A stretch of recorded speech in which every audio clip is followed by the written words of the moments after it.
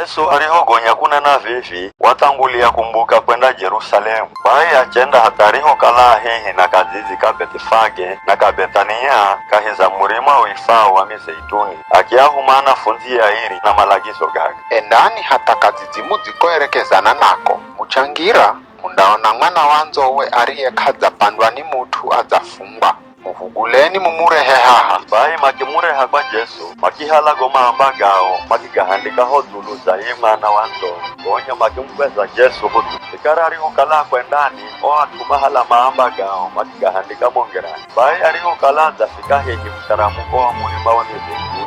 Dokundi rosira anafunzi erikipati ya kumulika mulungu kwa sauti mbovu. Kuno manafahiro, bayo miujiza mario kalamayo.